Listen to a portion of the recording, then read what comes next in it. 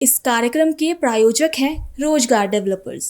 नमस्कार, आप देख रहे हैं पोस्ट 24 न्यूज। मैं हूं आपके साथ आयुषी रावत। अब वक्त हो चला है उत्तराखंड और उत्तर प्रदेश की खबरों का, लेकिन उससे पहले एक नजर आज की हेडलाइंस पर। रामनगर में 8 सूत्रीय मांगों पर सफाई कर्मचारियों का प्रदर्शन। कर्मचारियों की चेतावनी, मांगे नहीं मानी तो बहिष्कार, समान वेतन और नियमितीकरण की मांग। मसूरी अस्पताल में स्वास्थ्य सुविधाएं होंगी और बेहतर। कैबिनेट मंत्री गणेश जोशी ने अस्पताल का किया निरीक्षण। अस्पताल में स्टाफ कमी जल्द होगी दूर।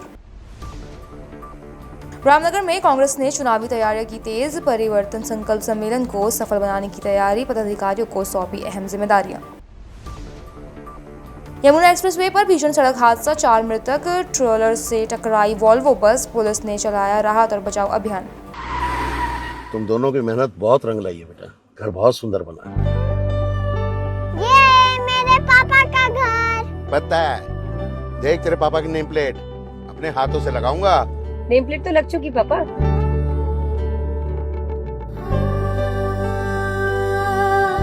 असल मेहनत तो आपने किया पापा, मुझे इस काबिल बनाने के लिए। वो जिंदगी भर किराए के मकान में रहे, लेकिन आज ये घर मेरा नहीं, ये है मेरे पापा का घर।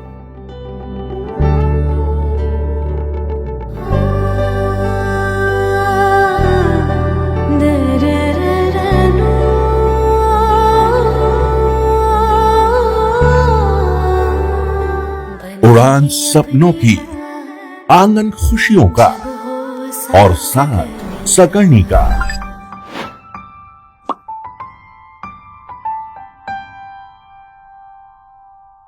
60 वर्षों से आपके साथ मनोरंजन और संस्कार का संगम, जाह्नवी मैगजीन।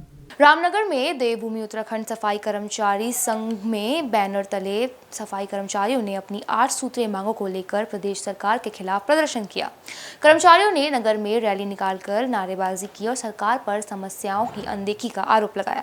इस दौरान उन्होंने ठेकेदारी प्रथा समाप्त करने, ठेका कर्मचारियों के नियमितीकरण, समान कार्य के लिए समान वेतन, आवासियों को अब खबरें विस्तार से फ्री होल्ड करने और रिक्त पदों को बहाल करने की मांग उठाई।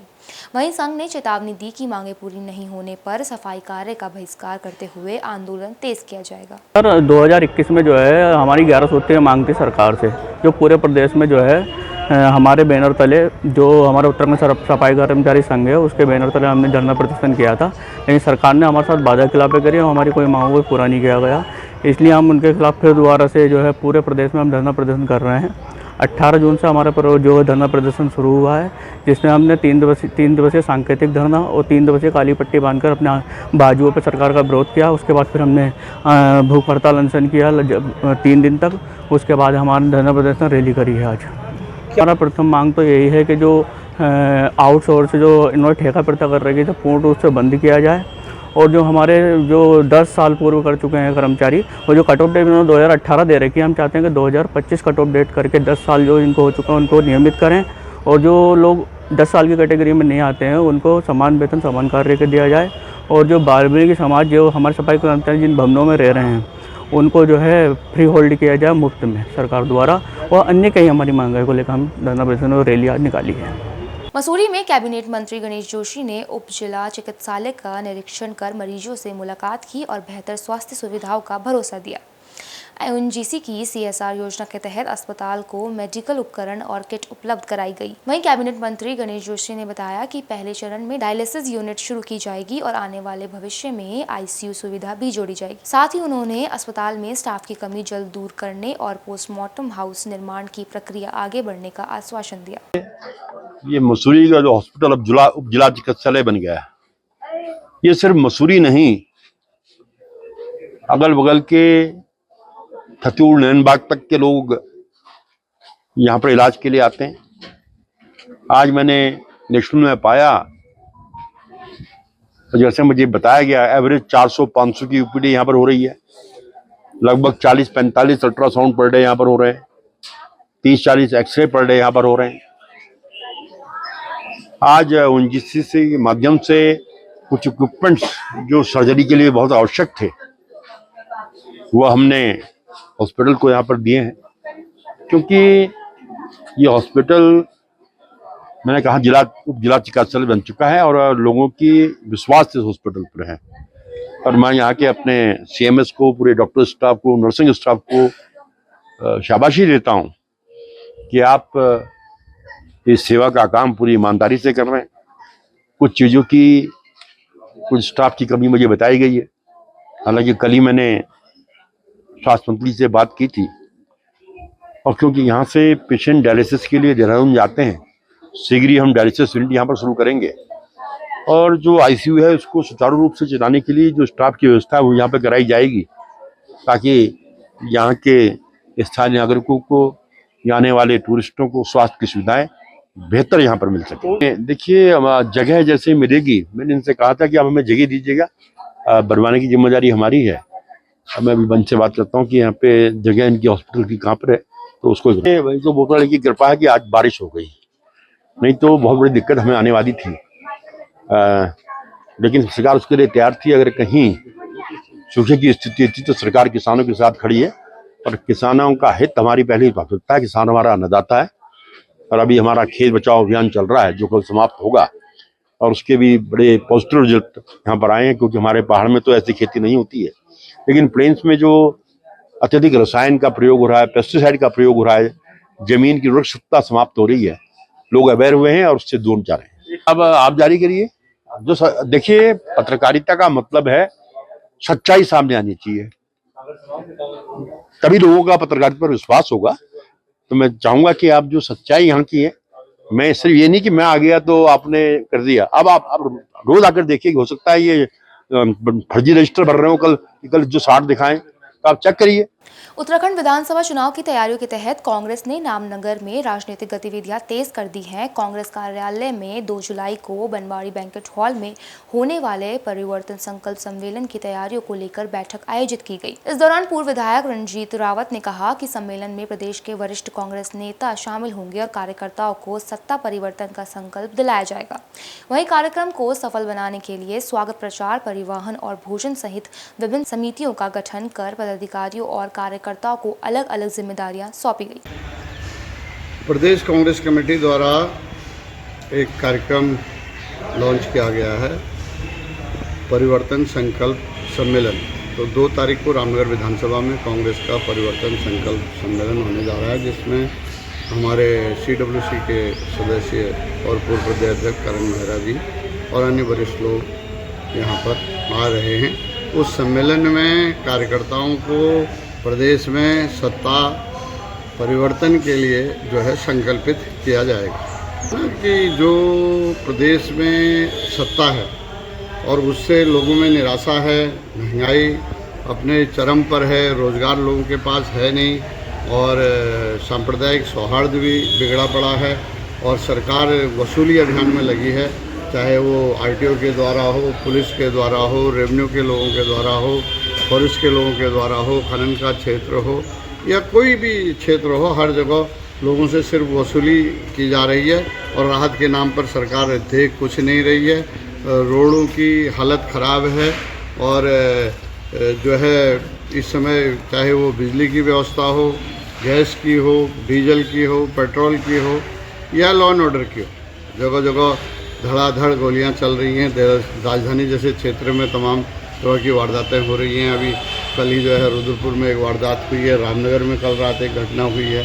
तो कहीं भी अगर हम देखें तो कोई शासन का जो है नाम की कोई चीज़ प्रदेश में नहीं है। इसलिए इन सारे मुद्दों पर कांग्रेस कार्यकर्ताओं को जागरूक किया जाएगा और प्रदेश में सत्ता परिवर्तन के लिए उन सबको संकल्पित किया जाएगा। रामनगर के मंगल बाजार क्षेत्र में घरेलू सामान खरीदने गए एक युवक की बाइक महज 10 मिनट में चोरी हो गई। आटपड़ाव खताड़ी निवासी नासिर अली अपनी हीरो स्प्लेंडर बाइक खड़ी कर बाजार गया था, लेकिन लौटने पर वाहन गायब मिला। काफी तलाश के बाद उसने कोतवाली में अज्ञात चोर के खिलाफ तहरीर देकर कार्रवाई और बाइक बरामद करने की मांग की। वहीं पुलिस ने मामला दर्ज कर जाँच शुरू कर दी है। साथ ही घटना ने भीड़भाड़ वाले बाजार में सुरक्षा व्यवस्था और पुलिस की निगरानी पर सवाल खड़े कर दिए हैं। 23 तारीख की रात 9 बजे गए, हमने बाइक खड़ी करी साइबर कैफे के सामने। 10 मिनट के बाद आए, प्याज सब्जी लेने गए तो वहाँ पे हमें बाइक हमारी प्राप्त हुई नहीं। हमने शिकायत करी, वहाँ से कोई हमारी सुनवाई नहीं हुई और हमें टाल दिया गया। हमसे सूचना पत्र लिया गया उसका भी हमें कोई जवाब नहीं मिला, ना हमें रिसीविंग दी ना कुछ दी।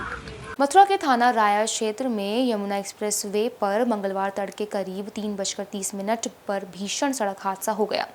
माइलस्टोन 112 से 113 के बीच तेज रफ्तार वॉल्वो बस आगे चल रहे ट्रॉलर से टकरा गई। टक्कर इतनी जोरदार थी कि बस का अगला हिस्सा बुरी तरह क्षतिग्रस्त हो गया। हादसे में 4 यात्रियों की मौत हो गई जबकि 19 लोग घायल हो गए। वहीं सूचना पर पहुंची पुलिस ने स्थानीय लोगों की मदद से राहत और बचाव अभियान चलाकर घायलों को अस्पताल पहुंचाया। साथ ही पुलिस हादसे के कारण की जांच कर रही है। लगभग 3:35 सुबह एक ओला बस सर्विस की बस है जो कि लखनऊ से जा रही थी दिल्ली के लिए, और इसमें लगभग 65 यात्री सवार थे। ये वोल्वो बस है। एक ट्रेलर जो है जिसमें गिट्टी लदी थी वो अपनी लेन में जा रहा था, थर्ड लेन में चल रहा था, और ये बस जो है ओवर स्पीड हो करके ये पीछे से टक्कर मारी है। ये माइलस्टोन 112 जो है आगरा से जो नोएडा की तरफ है, राया कट से 2 किलोमीटर पहले, यहाँ पर ये दुर्घटना हुई है। और इसमें जैसे ही कंट्रोल रूम को सूचना मिली है, हमारी 6 PRP और लगभग 12 के आसपास एम्बुलेंस तत्काल मौके पर भेजी गई। यहाँ से ग्रीन कॉरिडोर पूरा हॉस्पिटल तक के लिए बनाया गया है, और 4 अभी तक जो इसमें लोगों की मृत्यु हुई है, और बाकी 19 लोग जो है वो हॉस्पिटल भेजे गए हैं जिनका उपचार चल रहा है। उनकी स्थिति भी बहुत ज़्यादा गंभीर नहीं है। मौके पर तत्काल SDRF और हमारी फायर की टीम पहुंची थी, स्थानीय पुलिस पहुंची थी, सभी और जो अथॉरिटी के लोग हैं उनके द्वारा रोड को चालू कराया गया है, और यहाँ से मलबा को हटा के देहरादून में मानसून के दौरान संभावित आपदाओं से प्रभावित ढंग से निपटने के लिए व्यापक तैयारियां की जा रही हैं। राज्य में आयोजित होने वाली मॉक ड्रिल का उद्देश्य आपदा प्रबंधन व्यवस्था को मजबूत करना, विभिन्न विभागों के बीच बेहतर समन्वय स्थापित करना और आपातकालीन प्रतिक्रिया प्रणाली की प्रभावशीलता का आकलन करना है। इस अभ्यास के दौरान राहत और बचाव एजेंसियों की तैयारियां भी जांच की जाएगी। प्रशासन का लक्ष्य प्राकृतिक आपदाओं के समय त्वरित और प्रभावी कार्रवाई सुनिश्चित कर जनहानि और नुकसान को न्यूनतम स्तर पर रखना है। ऐसी और खबरों के लिए हमारे साथ बने रहिए। तब तक के लिए नमस्कार। तुम दोनों की मेहनत बहुत रंग लाई है बेटा, घर बहुत सुंदर बना है। ये मेरे पापा का घर। पता है, देख तेरे पापा की नेम प्लेट अपने हाथों से लगाऊंगा। नेम प्लेट तो लग चुकी पापा।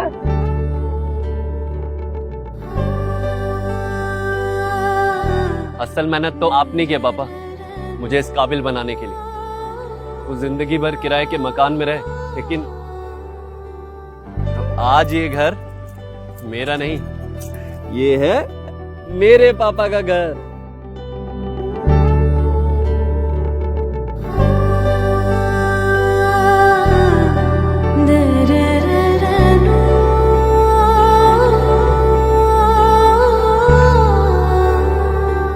उड़ान सपनों की, आंगन खुशियों का, और साथ सकर्णी का।